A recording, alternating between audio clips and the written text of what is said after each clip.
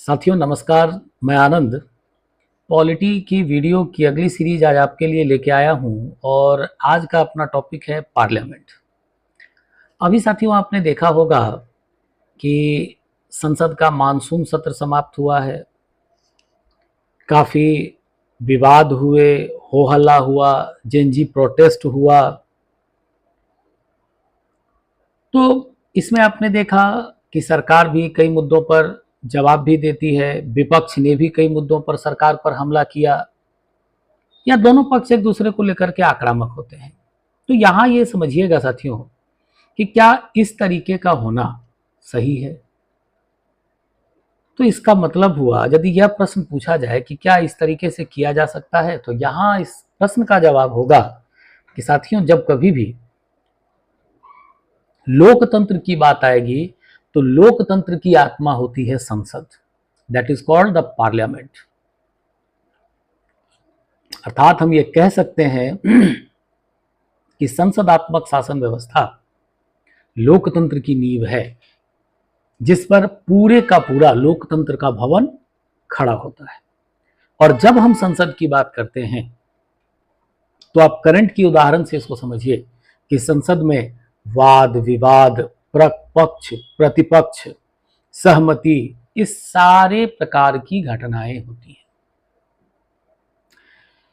लगभग जितने भी दुनिया के लोकतांत्रिक देश हैं उन सभी में संसद मौजूद है। हाँ, नाम बेशक अलग अलग है।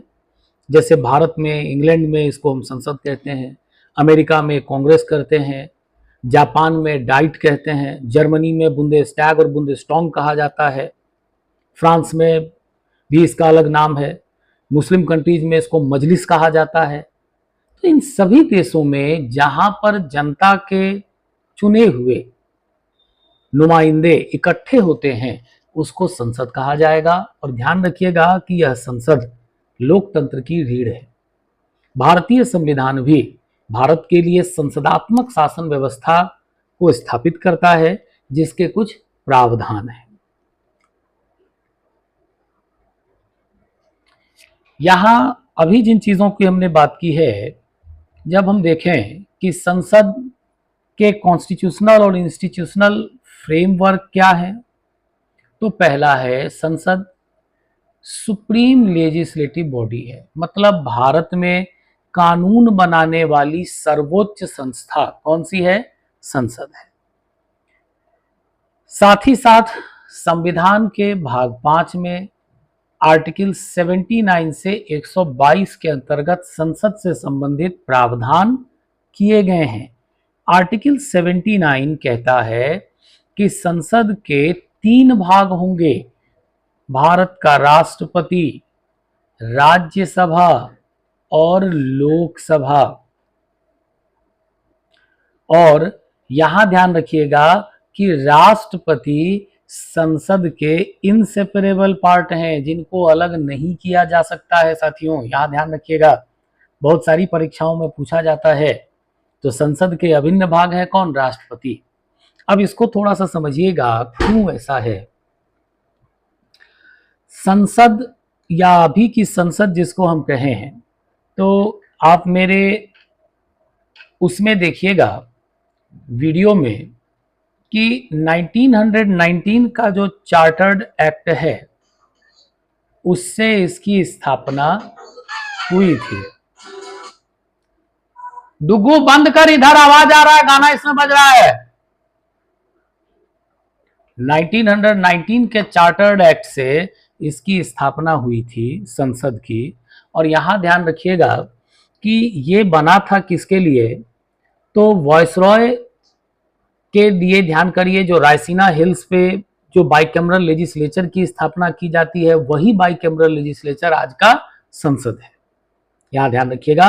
और उसी से संसद के दोनों सदनों, लोकसभा और राज्यसभा, उस समय लोकसभा को काउंसिल, लोकसभा को हाउस ऑफ पीपुल कहा जाता था और राज्यसभा को काउंसिल ऑफ स्टेट्स कहा जाता था। और इसी हाउस ऑफ पीपुल में भगत सिंह जी ने बम फेंका था, सरदार भगत सिंह ने बम फेंका था, याद रखिएगा।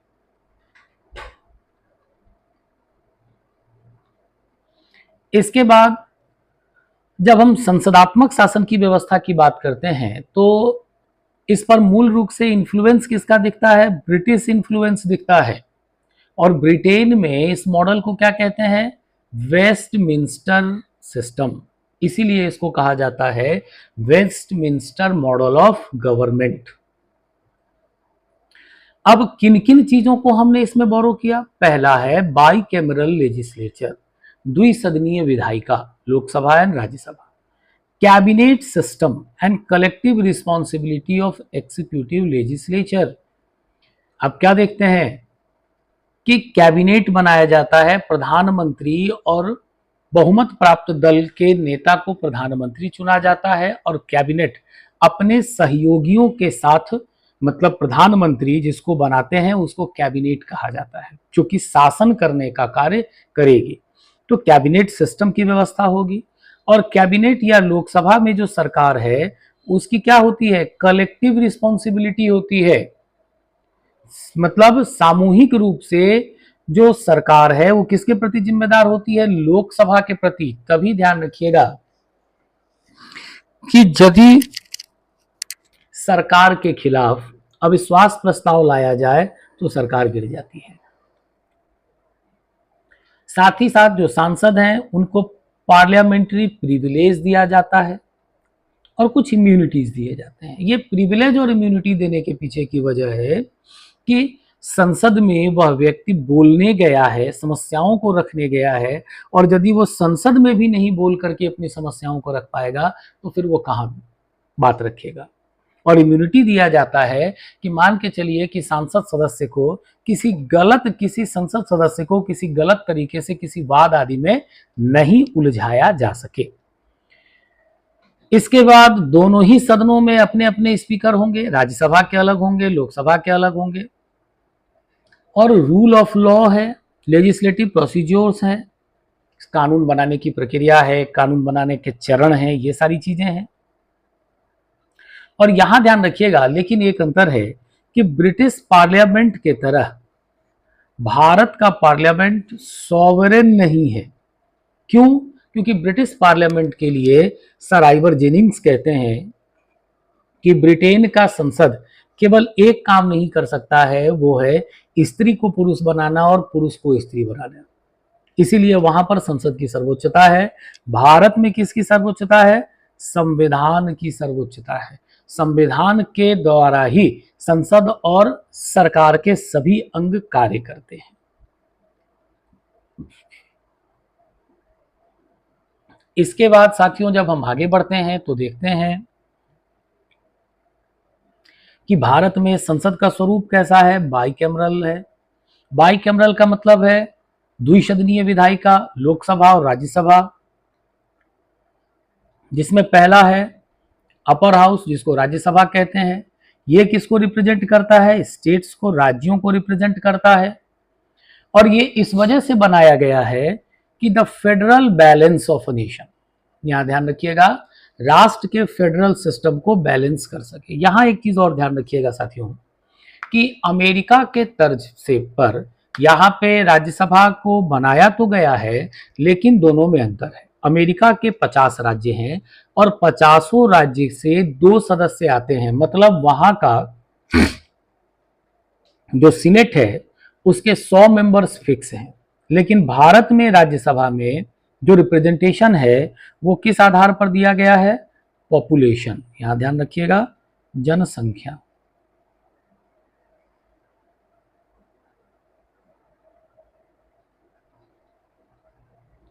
मतलब जिस राज्य को अधिक जनसंख्या जिस राज्य में होगी उसको बेनिफिट मिलेगा। तभी कहा जाता है कि उत्तर प्रदेश से होकर के प्रधानमंत्री की कुर्सी और संसद की कुर्सी जाती है। दूसरा है लोकसभा, लोअर हाउस। ये जनता को रिप्रेजेंट करेगा और यहाँ के जो व्यक्ति हैं या सांसद हैं ये सीधे जनता के द्वारा ही चुने जाते हैं। और इन दोनों के द्वारा ही भारत में पार्लियामेंट्री डेमोक्रेसी, संसदात्मक लोकतंत्र सुचारू रूप से कार्य करता है। अब हम पहले आर्टिकल 80 और 81 राज्यसभा की बात करेंगे। राज्यसभा के संबंधित प्रावधान बियर एक्ट में आर्टिकल 80 में दिए गए हैं।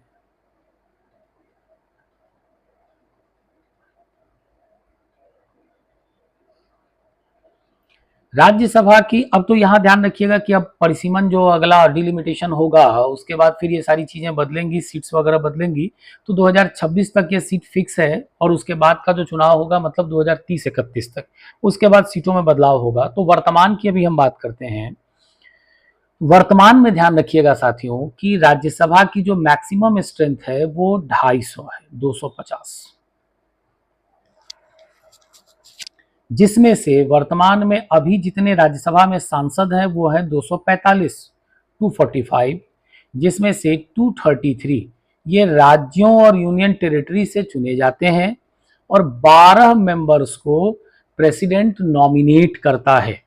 और ये जो नॉमिनेशन होगा ये स्पेशल नॉलेज जिन लोगों को है, किन किन क्षेत्र में, आर्ट, लिटरेचर, साइंस और सोशल सर्विस, इन क्षेत्रों के जो गणमान्य और विशिष्ट व्यक्ति हैं इनको राष्ट्रपति नियुक्त करते हैं। ऐसा इस वजह से क्योंकि हर व्यक्ति लोकसभा क्वालिफाई नहीं कर सकता है और यदि किसी भी व्यक्ति में कुछ क्वालिटी है तो उसको मौका दिया जाना चाहिए जिससे भविष्य उसमें भारत को उसके ज्ञान और उसकी क्वालिटी का उपयोग भारत में किया जा सके, इसीलिए नॉमिनेशन का प्रावधान दिया गया है।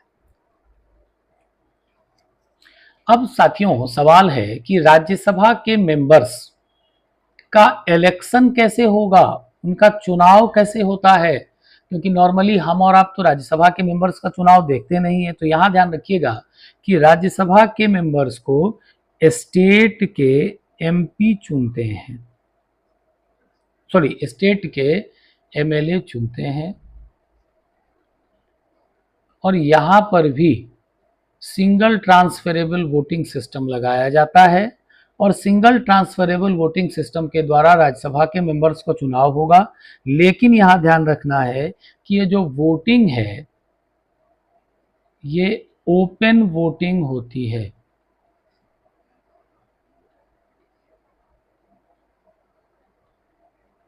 ये प्रेसिडेंट और वाइस प्रेसिडेंट के तहत क्लोज नहीं होता है, ये खुला होता है, जान सकता है। तभी यदि किसी दल का कोई सांसद अपने दल के अगेंस्ट काम करता है तो उस पर एक्शंस होते हैं। इलेक्शन मोड क्या होगा, elected members of the state legislative assembly MLAs चुनते हैं। Voting system single transferable vote है, ओपन बैलेट होता है, यहां पे ध्यान रखिएगा। और एलोकेशन ऑफ सीट्स कैसे एलोकेट किया जाता है, तो आधार क्या होगा, जनसंख्या, पॉपुलेशन बेस होगा राज्यसभा के मेंबर्स के लिए और इनके विषय में दिया गया है 4th schedule of the constitution में। साथ ही साथ यदि हम क्वालिफिकेशन की बात करते हैं तो राज्यसभा का सांसद चुना जाने वाला व्यक्ति भारत का नागरिक होना चाहिए, 30 वर्ष की आयु उसे पूरी कर लेनी चाहिए और कुछ क्वालिफिकेशंस हैं जो कि पीआरए एक्ट 1951 में दिए गए हैं, उनके तहत उसको अर्ह होना चाहिए। पीआरए मतलब पीपुल्स रिप्रेजेंटेशन एक्ट 1951, ये ध्यान रखिएगा साथियों। यूपीएससी प्रीलिम्स में यहां से क्वेश्चंस बनाता है, यूपीएससी ने स्पेशल मेंशन किया है अपने सिलेबस में। इसके बाद साथियों राज्यसभा परमानेंट हाउस है, मतलब राज्यसभा का विघटन नहीं होता है, राज्यसभा कोलैप्स नहीं करता है लोकसभा के तहत। नॉट सब्जेक्ट टू डिसोल्यूशन, ये कभी भी समाप्त नहीं होगा। इसीलिए जब सदन समाप्त नहीं होगा तो इसके जो मेंबर्स हैं इनको ध्यान रखिएगा कि रिटायर किया जाता है और यहाँ के जो मेंबर्स हैं वो 6 सालों के लिए चुने जाएंगे और 2 साल के बाद, हर 2 साल के बाद इसके 1/3 जो मेंबर्स हैं या सांसद हैं राज्यसभा के वो रिटायर कर जाते हैं, 1/3 आफ्टर एवरी सेकेंड ईयर। इसके बाद जो मेंबर्स रिटायर करते हैं ये रीइलेक्ट हो सकते हैं। अब कितनी बार रीइलेक्ट होंगे, जितनी बार मन होगा ये रीइलेक्ट होंगे। और यहां पर जो प्रिजाइडिंग ऑफिसर होगा राज्यसभा का वो कौन होता है? Vice president of India. पिछली स्लाइड में जो हम लोगों ने वाइस प्रेसिडेंट पढ़ा था, वो वाइस प्रेसिडेंट, ध्यान रखिएगा, राज्यसभा के एक्स ऑफिसियो चेयरमैन होते हैं, और ये आर्टिकल 89 हमारा कहता है। साथ ही साथ जो डिप्टी चेयरमैन है, इसको सदन अपने मेंबर्स में से चुनती है।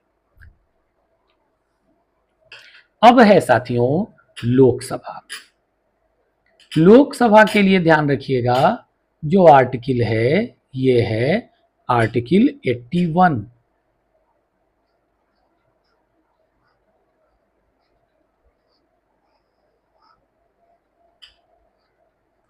ये लोकसभा के विषय में बताता है। अभी फिर हम वर्तमान की बात करेंगे साथियों। डिलिमिटेशन बिल इसी बार आना था संसद में, आपने देखा होगा, लेकिन वो हो हल्ला की वजह से, कार्रवाई स्थगित होने की वजह से लाया नहीं, मतलब उसको पास नहीं करवाया गया। दिसंबर वाला जो शीतकालीन सत्र चलेगा, नवंबर वाला, दिसंबर वाला, उसमें देखिएगा तो वो बिल लाया जाएगा, क्योंकि अब उसको पारित करवाना संविधान के अनुसार आवश्यक है। यहां ध्यान रखिएगा कि मैक्सिमम स्ट्रेंथ 550 होगी, ठीक है। दो जो एंग्लो इंडियंस के जो सीटें थी उनको हटा दिया गया है 104वां संविधान संशोधन से, और इस 550 मेंबर्स में से साथियों करंट में जो स्ट्रेंथ है ये है 543। 545 था, तो दो एंग्लो इंडियंस हट गए हैं।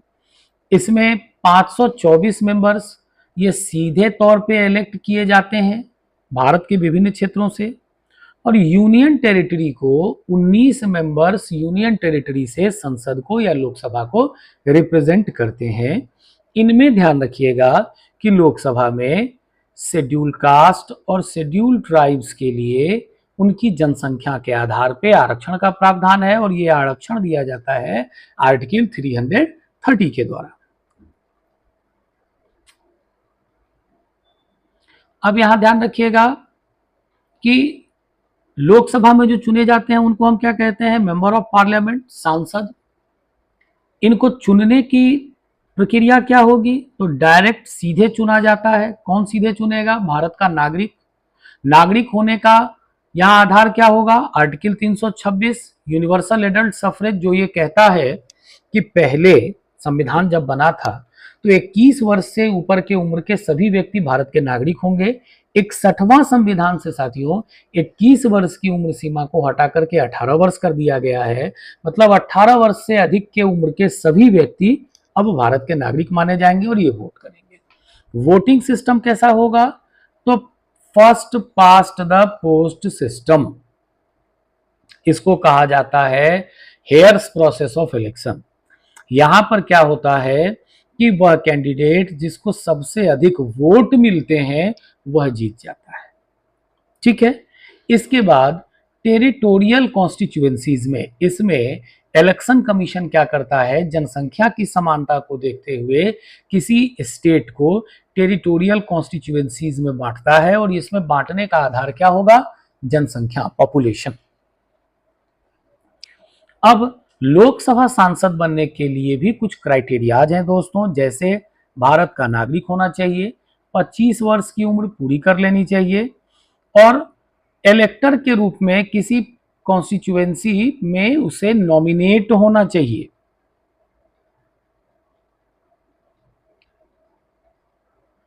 अब है साथियों कि लोकसभा का टेनियर क्या होगा और डिसोल्यूशन लोकसभा का कैसे होता है। टेनियर मतलब कार्यकाल। यहां ध्यान रखिएगा कि लोकसभा का सामान्य कार्यकाल 5 वर्षों का होता है, लेकिन यहां ध्यान रखिएगा कि 5 वर्षों का जो कार्यकाल होगा ये तो उसकी पहली मीटिंग से लेकर के अगले इलेक्शन तक चलेगा, लेकिन ये तभी 5 वर्षों का होगा जब सरकार को सदन में बहुमत होगी। अब यदि मान लीजिए कि सब कुछ नॉर्मल है तो 5 वर्षों के पश्चात लोकसभा अपने आप डिसॉल्व हो जाती है, कुछ करने की जरूरत नहीं है। 5 वर्षों के पश्चात लोकसभा खुद ब खुद ही डिसॉल्व हो जाती है। अन्यथा राष्ट्रपति को यह शक्ति है कि 5 साल से पहले भी लोकसभा को किसी भी समय वो प्रधानमंत्री और काउंसिल ऑफ मिनिस्टर्स की सलाह पे डिसॉल्व कर सकते हैं। इसके अलावे जब भी भारत में आपातकाल लगेगा 352 के तहत, तो यहां भी ध्यान रखिएगा कि लोकसभा को डिसॉल्व तो किया ही जाएगा, साथ ही साथ संसद के कार्यकाल को एक एक साल करके अनंत काल तक के लिए बढ़ाया जा सकता है। लेकिन शर्त यह है कि जैसे ही लोकसभा मतलब ये आपातकाल समाप्त होती है, 6 महीने के भीतर भीतर अगले चुनाव करवाने आवश्यक है। यहां ध्यान रखिएगा कि लोकसभा का प्रिजाइडिंग ऑफिसर अधिकारी कौन होता है? स्पीकर ऑफ द लोकसभा, जो अभी करंट में हमारे ओम बिड़ला जी हैं, और ये राजस्थान के कोटा के सांसद हैं। साथ ही साथ स्पीकर ऑफ द लोकसभा से नीचे होगा डेप्यूटी स्पीकर, और इस डेप्यूटी स्पीकर का चुनाव लोकसभा के सदस्य स्वयं में से ही करते हैं। अब है साथियों कि डिस्क्वालिफिकेशन कैसे होगा किसी सांसद का, लोकसभा सांसद का मेंबर। तो यहां ध्यान रखिएगा कि कई सारे ग्राउंड्स हैं इसमें। ये आपके पीटी का यूपीएससी स्पेशल इसको मेंशन करती है। पहला है कॉन्स्टिट्यूशनल ग्राउंड, संविधान के आधार पर, जो कि आर्टिकल 102 कहता है। पहला है इसमें कि यदि कोई सांसद ऑफिस ऑफ द प्रॉफिट को होल्ड करता है, लाभ के पद को होल्ड करता है।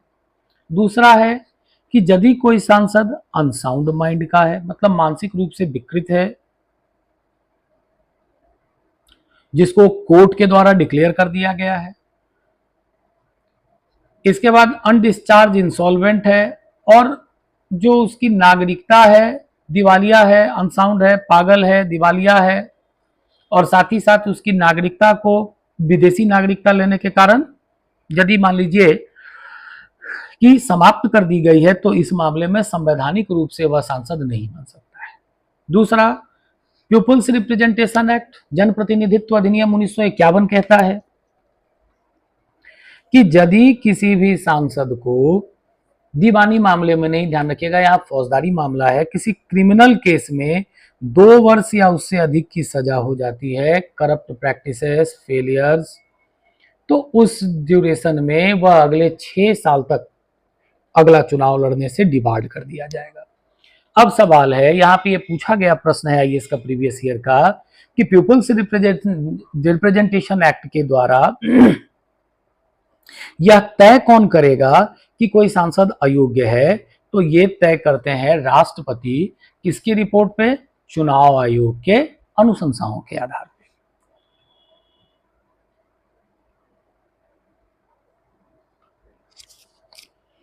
इसके बाद एक और आधार है जिस पे डिस्क्वालिफिकेशन को तय किया जाता है साथियों, वो है एंटी डिफेक्शन लॉ, दल बदल कानून। इसको ध्यान रखिएगा, 52वां, हमारे चैनल पे शॉर्ट्स में आपको एंटी डिफेक्शन लॉ मिल भी जाएगा, देख लीजिएगा। 52वां संविधान संशोधन से राजीव गांधी के द्वारा दल बदल विरोधी कानून पारित किया गया 1985 में। इसमें 4 आधार दिए गए हैं जिस आधार पर एक सांसद को अयोग्य घोषित किया जाता है। यह कहता है कि यदि कोई सांसद अपनी पार्टी छोड़ करके किसी दूसरी पार्टी में चला जाए तो वह अयोग्य हो जाएगा। यदि कोई सांसद अपनी पार्टी के व्हिप, जो हर राजनीतिक दल का संसद में होता है अनुशासनात्मक कार्यवाही के लिए, व्हिप की बात को नहीं माने, व्हिप की परमिशन के अगेंस्ट काम करे। तीसरा है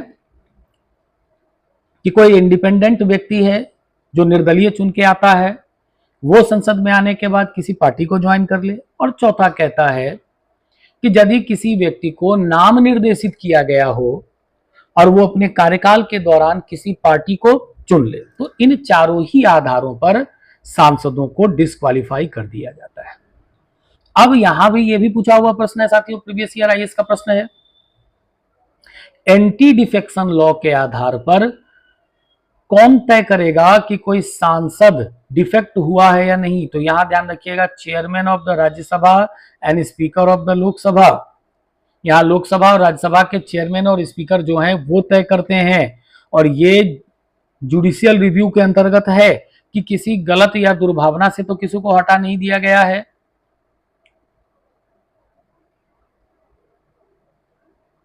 इसके बाद है संसद के लेजिस्लेटिव पावर्स।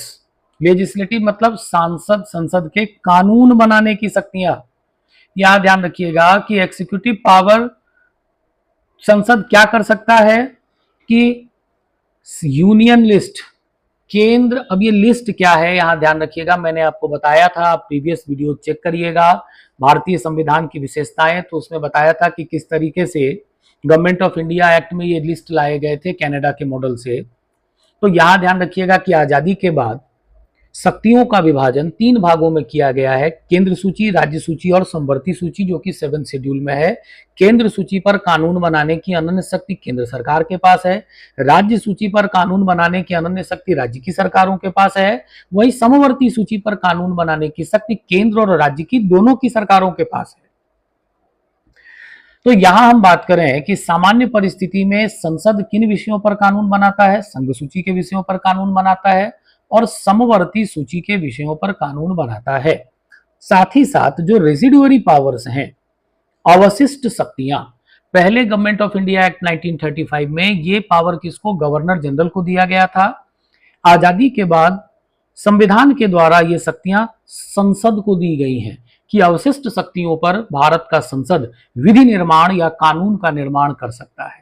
अब सवाल है कि क्या वाकई में इस पर कानून हुए हैं, तो हुए हैं, कई सारे कानून बने हैं, जैसे सेवा कर आदि की जो चीजें थी, इन सब पर कानून संसद के द्वारा बनाया गया। अवशिष्ट वो शक्तियां होंगी जिनका वर्णन किसी में नहीं है, अभी जीएसटी आया है, ये सब पे संसद कानून बनाता है। इसके बाद कानून बनाने की जो प्रक्रिया होती है वो साधारणतया किसके द्वारा पारित किया जाता है या किसके द्वारा होता है, बिल के द्वारा, विधेयक के द्वारा। तो यहां ध्यान रखिएगा कि जब हम विधेयकों की बात करते हैं तो 4 प्रकार के विधेयक होंगे, साधारण विधेयक, धन विधेयक, वित्त विधेयक और संविधान संशोधन विधेयक। साधारण विधेयक ध्यान रखिएगा कि संसद के दोनों सदनों में कहीं भी लाए जा सकते हैं, इनको दोनों संसद के दोनों सदनों से अलग अलग पारित करवाया जाना आवश्यक है। और पारित करवाने के बाद यहां ध्यान रखिएगा कि यदि दोनों सदनों के बीच कुछ गतिरोध होता है तो अनुच्छेद 108 के अंतर्गत joint sitting of the parliament का प्रावधान है, जिसका हेड कौन होता है, लोकसभा अध्यक्ष।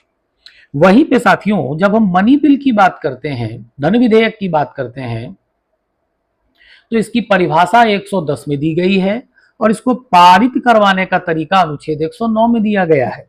110 कहता है सामान्यतया कि कंसोलिडेटेड फंड ऑफ इंडिया पर चार्ज किया जाने वाला किसी भी तरीके का जो विधेयक होगा, करारोपण में बदलाव करने वाला जो कोई विधेयक होगा, वो सामान्य भाषा में यदि हम समझें तो धन विधेयक होगा। धन विधेयक पर ध्यान रखिएगा कि लोकसभा अध्यक्ष का लिया गया निर्णय अंतिम होगा और धन विधेयक, यदि किसी भी विधेयक को धन विधेयक करके, मनी बिल करके पारित किया जाता है तो उसे केवल और केवल लोकसभा में लाया जाएगा। लोकसभा अपनी प्रक्रिया से उसे पारित करेगी और यदि हम राज्यसभा की बात करें तो राज्यसभा को केवल धन विधेयक पर 14 दिनों का ही अधिकार होगा। 14 दिनों के पश्चात वह विधेयक उसी रूप में पारित माना जाता है जिस रूप में उसे लाया गया था। यहां ध्यान रखिएगा कि वित्त विधेयक अन्य प्रकार है, अनुच्छेद 117 में इसके विषय में बताया गया है। ये ध्यान रखिएगा कि जिस प्रकार धन विधेयक में सामान्यतया कि सरकार के आगत के पैसों का वर्णन होता है, साथ ही साथ भारत की संचित निधि पर आधारित व्ययों का वर्णन होता है, उसी प्रकार से वित्त विधेयक मूल रूप से और कुछ नहीं है, सरकार का बजट है जिसमें सरकार के आय और व्ययों का दोनों का लेखा जोखा होगा, मतलब आगत और निर्गत के स्रोतों का लेखा जोखा होगा। साथ ही साथ सरकार के द्वारा करारोपण में किए गए परिवर्तन भी शामिल होते हैं, that is called finance bill, अनुच्छेद 117। और अंतिम प्रकार का है संविधान संशोधन विधेयक। संविधान संशोधन विधेयकों को ध्यान रखिएगा साथियों, अनुच्छेद 368 के अंतर्गत लाया जाता है। यह विधेयक लाया तो संसद के किसी भी सदन में जा सकता है, परंतु दोनों सदनों से इसे अलग अलग पारित करवाया जाना आवश्यक है।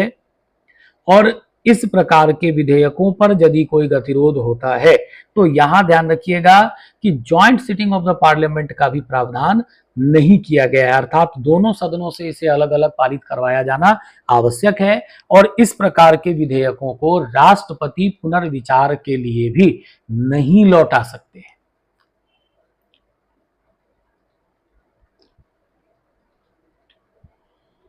अब हम फाइनेंशियल कंट्रोल देखते हैं कि संसद के ऊपर वित्तीय कंट्रोल या पैसों से संबंधित कंट्रोल कैसा है जो संसद का होगा सरकार के ऊपर कैसा। पहला है पावर ऑफ द पर्स, क्योंकि यहां ध्यान रखिएगा कि कोई भी कर बिना कंसोलिडेटेड फंड ऑफ इंडिया का कोई भी पैसा या तो कोई भी कर, न तो किसी भी, आप इसको ऐसे समझें, भारत का कोई भी कर बिना संसद की अनुमति के नहीं लगाया जाएगा, न तो उस कर में कोई बदलाव होगा। साथ ही साथ भारत की संचित निधि consolidated fund of India article 266 से किसी भी प्रकार की धन की कोई निकासी अथवा उसमें धन का रखा जाना, ये सब सारा कार्य बिना संसद की अनुमति का नहीं होगा। इसके बाद लोकसभा में बजट की प्रक्रिया को पूरा किया जाता है जो कि अनुच्छेद 112 के अंतर्गत लाए जाते हैं, जिसको कि कहा जाता है एनुअल फाइनेंशियल एस्टिमेट। और ये ध्यान रखिएगा कि डिमांड फॉर ग्रांट्स, सरकार के द्वारा मंत्रालयवार मांगे जाने वाली चीजों को ग्रांट्स कहा जाता है, उनके लिए धन निकालने की व्यवस्था करता है। इसके बाद ध्यान रखिएगा कि लोकसभा की कुछ शक्तियां हैं, विशेष वित्तीय शक्तियां दी गई हैं जो कि राज्यसभा को नहीं है, जो हम धन विधेयक के संदर्भ में देखते हैं कि धन विधेयक को केवल और केवल लोकसभा में लाया जाएगा, लोकसभा के स्पीकर की अंतिम शक्ति होती है।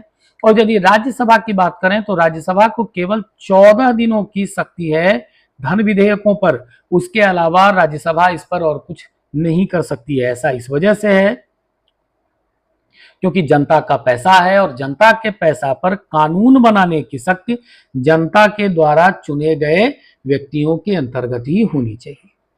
इसके बाद ध्यान रखिएगा कि जो कि मंत्रिमंडल है, काउंसिल ऑफ मिनिस्टर्स है, ये सामूहिक रूप से किसके प्रति जिम्मेदार होता है? लोकसभा के प्रति।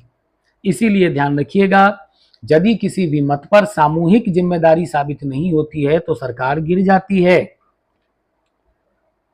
और इन सब के बावजूद भी सरकार के ऊपर कई प्रकार से संसद का नियंत्रण होगा, जैसे प्रश्नकाल, शून्यकाल, स्थगन मोशंस लाए जाते हैं, कॉलिंग ध्यानाकर्षण प्रस्ताव है, अविश्वास प्रस्ताव है, स्थगन प्रस्ताव है। इन सारे चीजों के द्वारा कुछ विशिष्ट महत्व की घटनाएं या इन सारी चीजों पर चर्चा करवाई जाती है। अभी आपने देखा होगा एडजॉर्नमेंट मोशन लाया गया था सीजेपी प्रोटेस्ट के ऊपर।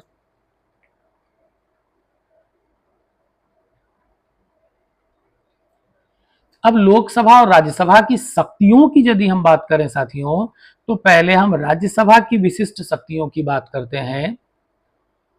तो सामान्यतया राज्यसभा के पास 3 विशिष्ट शक्तियां हैं। पहला है आर्टिकल 249 अनुच्छेद 249, जो कि ये बताता है कि यदि राज्यसभा या संसद चाहे तो राज्य सूची के विषयों पर कानून बना सकती है और वो ऐसे विषय होंगे जो कि राष्ट्रीय महत्व के होंगे।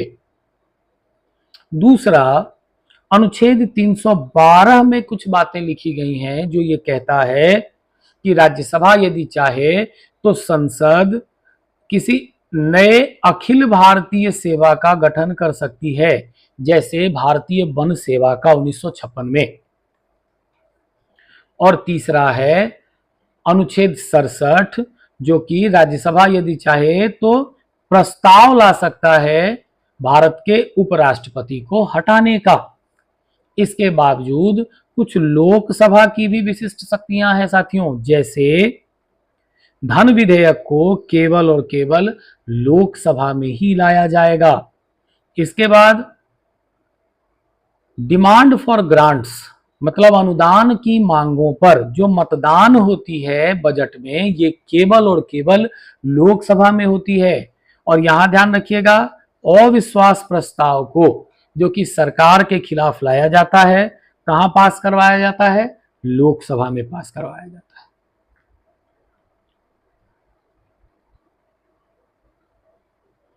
इसके बाद है साथियों कि एग्जाम के पर्सपेक्ट से यदि हम देखें तो यहां ध्यान रखिएगा कि संसद क्या करती है, राष्ट्रपति के चुनाव में और उपराष्ट्रपति के चुनाव में पार्टिसिपेट करती है, मतलब सांसद ही इनको चुनते हैं। साथ ही साथ संसद को संविधान में बदलाव करने का और अमेंडमेंट करने का भी अधिकार है 368 के द्वारा। कुछ जुडिशियल पावर्स भी हैं, जो इम्पीचमेंट ऑफ द प्रेसिडेंट है, राष्ट्रपति को हटाना होगा उसके लिए, जजों को हटाना होता है सुप्रीम कोर्ट और हाई कोर्ट के उनके लिए, कंट्रोलर और ऑडिटर जनरल को हटाना होता है उनके लिए, और चीफ इलेक्शन कमिश्नर को हटाना होता है उनके लिए। जो सारे प्रावधान है ये कौन करता है, या पूरी प्रक्रिया कहाँ होती है, संसद में होती है। अब है साथियों कि हम इस टॉपिक से संबंधित प्रश्न पिछले भी वीडियो में देखते थे, अभी भी देखेंगे। पहले हम यूपीएससी मुख्य परीक्षा के प्रश्न को देखते हैं। पहला इसमें एक प्रश्न है 2015 का, ये प्रश्न है 250 वर्ड में लिखना है, 15 नंबर का। The Indian parliament is deliberative body and a forum of representation but it is not a sovereign legislature like the British parliament. Discuss the constitutional limitations on sovereignty of Indian parliament. मैंने आपको बताया था कि किसी भी प्रश्न को लिखने से पहले आप क्या करेंगे, कीवर्ड को, द क्वेश्चंस कीवर्ड उसको छाटेंगे। तो इस प्रश्न का कीवर्ड कौन है, इंडियन पार्लियामेंट। तो हमें आंसर कहां से शुरू करना होगा, इंडियन पार्लियामेंट से।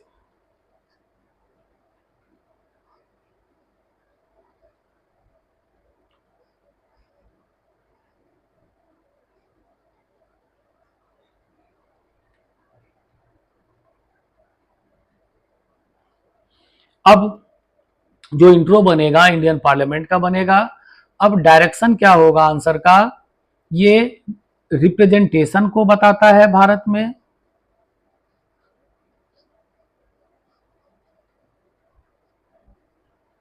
लेकिन इस रिप्रेजेंटेशन के बावजूद भी ये ध्यान रखिएगा कि सॉवरेन लेजिस्लेचर नहीं है।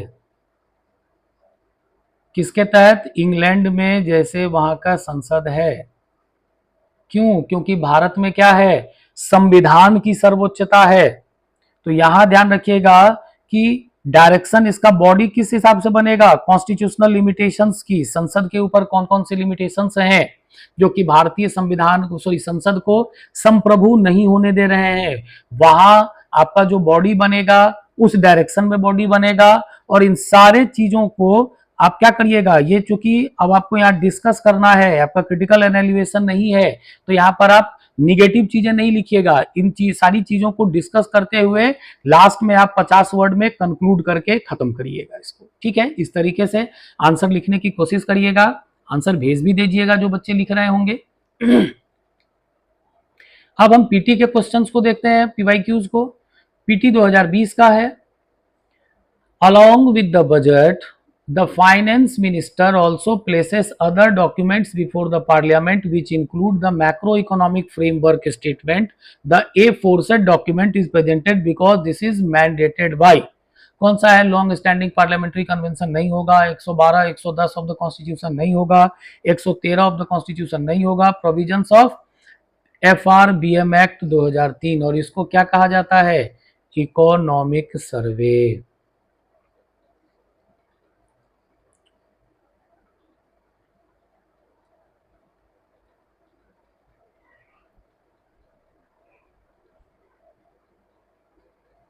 इसी को कहते हैं हम इकोनॉमिक सर्वे, जो कि बजट आने से एक दिन पहले आता है। अगला प्रश्न है साथियों आईएएस 2017 के पीटी का। With reference to the Parliament of India consider the following statements. A private members bill is a bill presented by a member of the Parliament who is not elected but not only nominated by the president of India। ये गलत है, क्योंकि private member का bill कौन होगा, जो कि विपक्ष के द्वारा लाया जाने वाला बिल है। दूसरा कहता है a private members bill has been passed in the Parliament of India for the first time in the history. तो ऐसा अभी तक कुछ नहीं हुआ है, प्राइवेट मेंबर्स के बिल नहीं आते हैं, पास नहीं होते हैं। आंसर हो जाएगा डी, नॉर 1 नॉर 2 सरकार के द्वारा लाए जाने वाले बिल ही पारित होते हैं, प्राइवेट मेंबर्स के बिल नहीं आते हैं साथियों, पास नहीं होते हैं। और लास्ट क्वेश्चन है 2014 के पीटी का, which of the following bodies does not find mention in the constitutional, मतलब अनकॉन्स्टिट्यूशनल बॉडी कौन कौन से हैं? National development council, NITI Aayog and national integration council. यहाँ ध्यान रखिएगा, नेशनल डेमोक्रेटिक काउंसिल, इसके बारे में भी नहीं कहा गया है संविधान में, ये अपने आप में एक्स्ट्रा कॉन्स्टिट्यूशनल बॉडी है। पहले प्लानिंग कमीशन था जो बाद में अभी में नीति आयोग है, इसके बारे में भी संविधान में कोई चर्चा नहीं है, ये भी एक्स्ट्रा कॉन्स्टिट्यूशनल बॉडी है। और नेशनल इंटीग्रेशन काउंसिल, इसको लीगल फ्रेमवर्क से तैयार किया गया है, लेकिन संविधान में इसकी भी चर्चा नहीं है। आंसर हो जाएगा डी 1, 2 एंड 3, मतलब इन तीनों में से कोई भी एक संस्था ऐसी नहीं है जिसके विषय में संविधान में हमारे चर्चा की गई है। इस तरीके से साथियों हम देखते हैं कि संसद का टॉपिक अपना आज का कंप्लीट हुआ। और यहाँ हमने देखा है कि आप देखते होंगे कि मैं आपको आईएएस के ही प्रश्नों की प्रैक्टिस भी करवाता हूं, या तो वो प्रीलिम्स के हों या तो मेंस के हों। साथ ही साथ साथियों आप देखेंगे कि मेरी इस वीडियो को देखने के बाद आपको अन्य किसी भी किताब आदि को पढ़ने की जरूरत नहीं है, क्योंकि सरल भाषा में जो मूल तत्व हैं विषय के और टॉपिक के, वो मैं आपको यहाँ प्रोवाइड करवा देता हूँ। इसके बावजूद भी साथियों आपका सुझाव आवश्यक है और परिहार्य है। आपको यदि कुछ लगे तो आप पर्सनल फोन और मैसेज पे कमेंट करके पूछ भी सकते हैं, अथवा आपको कुछ लगे कि कुछ चीजें ऐड ऑन करनी है तो आप बता भी सकते हैं। आज की वीडियो में बस इतना ही, मिलते हैं अगले वीडियो में। धन्यवाद, थैंक यू।